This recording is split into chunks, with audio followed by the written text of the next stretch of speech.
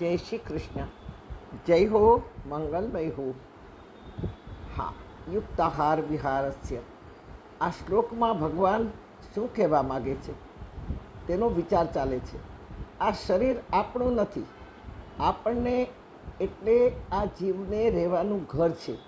આ જીવની સાથે અનંત દેવી દેવતાઓ પણ આપણા શરીર રૂપી ઘરમાં રહેવા આવ્યા છે. આપણે જીવાત્મા છીએ. આપણી અંદર જે છે એ આત્મા છે, અને જીવાત્મા અને આત્માને બંનેને જે ધારીને ઊભો છે તે પરમાત્મા છે. યો લોકત્રયમાવિશ્ય વિભર્તવ્ય ઈશ્વર. હું ઈશ્વર આ ત્રણેય લોકને ધારીને ઊભો છું, એવું ગીતા કહે છે. હા, આ જીવાત્મા છીએ અને ઓળખવા માટે આ શરીરનું નામકરણ કરવામાં આવ્યું છે. આપણા નામ સાથે કોઈને લેવા દેવા નથી. આપણો સ્વભાવ, આપણી વૃત્તિ, આપણી પ્રવૃત્તિ, વિચારો, વાણી, વર્તન સાથે લેણા દેવી છે અને લેવા દેવા છે. ટૂંકમાં આપની ઇમેજ શું છે અને આપણી ઇમેજ શું છે તે મહત્ત્વનું છે. અમારા જમાનામાં મૂર્તિઓ કે કન્યા જોવામાં પહેલાં કુળ જોવાતું, પછી નાત જોવાતી, પછી કુળ દેવતાઓ કોણ છે એ જોવાતું, પછી ભણતર જોવાતું, પછી દીકરાની કમાણી શું છે એ જોવાતું, ઘરમાં કોણ કોણ છે, કેટલા લોકો છે એ જોવાતું. ખાસ બહારથી જોવામાં આવતું ને બહારથી તપાસ કરવામાં આવતું કે ઘરમાં જે છે એ બધાના સ્વભાવ કેવા છે. અને એમાંય ખાસ મોસાળમાં કોણ કોણ છે, કારણ કે મોસાળનું સગપણ અને સંસ્કૃતિ માએ અપનાવી હોય અને એ માની દીકરીને આપણે વહુ કરીને લાવવાના હોઈએ. તેથી આ બધાના સ્વભાવ વગેરે જોતા બાદમાં હવે આવ્યું ભણતર ને શું કમાણી છે. એક વિચિત્ર વાતો પણ સામે ઘણા વખતથી આવી છે કે ઘરમાં વૃદ્ધો છે કે નહીં.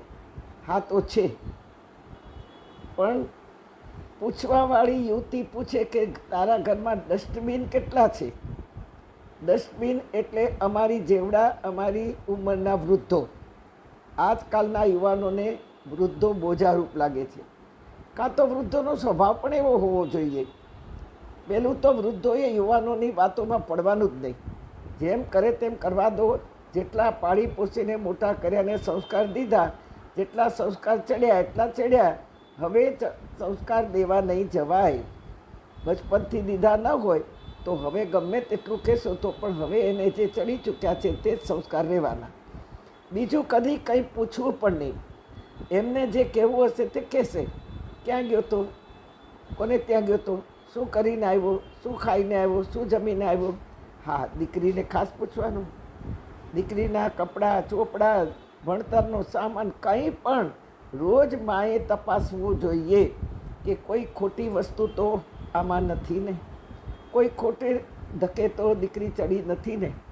દીકરાની પણ આવી જ તપાસ કરવાની હોય. હા, પણ જ્યાં સુધી દીકરો ને દીકરી પરણ્યા ન હોય ત્યાં સુધી જે કહેવું હોય તે કહી શકાય, પણ પરણ્યા પછી કોઈ જ આગ્રહ કરવો નથી. એમને કહેવું હશે એ કહેશે, ક્યાં ગયા હતા ને ક્યાં નહીં, પણ આપણે પૂછવાનું નહીં. ત્રીજું, વગર માગી સલાહ નહીં દેવી.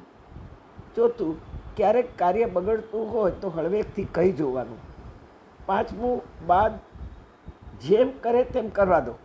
જ્યારે આપણું માનશે નહીં ત્યારે સામેથી કહેશે કે તમારું માન્યું હોત તો સારું હતું, કારણ કે કાર્ય બગડી ગયું. બસ તે સમયે ચૂપ રહેવાનું. પણ આપણી તો ટેવ છે, આપણે કંઈ જોયું, અમે કહીએ ત્યારે ક્યાં તમે લોકો માનો છો. પોતાનું ધાર્યું કરવું છે. પછી એ આવું બોલવું નહીં. પછી તો ખરાબ થતું હશે ને તોય કહેશે નહીં. કહેવાનું કે વાંધો નહીં, હવે પછી ધ્યાન રાખજો. કદી નેગેટિવ બોલવું જ નહીં. એમનો મૂડ જોઈને જ વાત કરવાની અને સલાહ દેવી. વિના માગ્યે સલાહ દેવી ચેષ્ટા બરાબર છે, મજાક બરાબર છે. એમાં એ આપણું માને નહીં અને અપમાન કર્યા બરાબર આપણને લાગતું હોય એના કરતાં માનમાં રહેવું. જીવને એના બારામાં ધ્યાનમાં રહેવું. આપણે એના કરતાં ધ્યાન કરવું વધારે સારું. 70 પછી બધું છોડતા શીખી જવાનું. વધુ વાતો કરવી નહીં, અર્થ વગરનું હસ્યા કરવું નહીં, બીજાની વાતો સાંભળવા તત્પર થવું નહીં, અને બીજાની સાથે કોઈની પણ ચર્ચા કરવી નહીં, વિના કારણ દુઃખી થવું નહીં. આવા તો અનેક આવી વાતો છે કે જે સમજવાની બહુ જરૂર છે એ વૃદ્ધોને.